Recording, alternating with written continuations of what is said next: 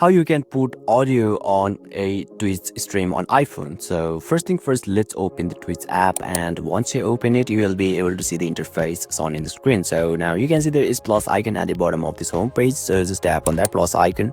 Afterward, you can see there is two options in here. First one is stream games and another one is stream IRL.